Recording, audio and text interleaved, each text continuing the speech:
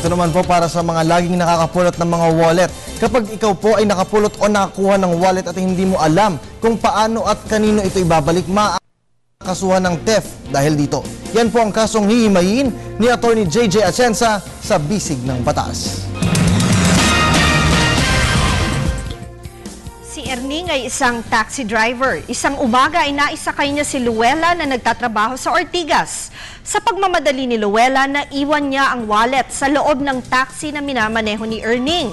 Ayon kay Erning, sa dami daw ng pasahero na naisakay niya, hindi niya malaman kung sino ang nanawalan o nakaiwan ng wallet sa taxi niya, at dahil hindi na daw niya malaman kung sino ang may-ari ng wallet, kinuha na lamang niya ito.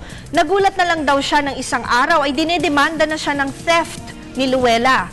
Hindi naman daw niya ninakaw ang nasabing wallet, nakita lang daw niya ito. Tama daw ba si Luella na pagbintangan siyang isang magnanakaw? Mang Erning, sa ilalim po ng ating civil code, sinasabi po na kahit sinong taong hindi maibalik sa may-ari ang isang bagay na natagpuan niya ay maaaring theft sa ilalim ng batas. Lalo po sa kasong ito na wallet. Hindi naman po ninyo nabanggit kung ito ay may laman na pagkakakilanlan ng may-ari, pero malamang po ay may ID naman sa loob nito. Kahit paano po, may proseso tayong sinusunod kapag may nakitang nawawalang gamit.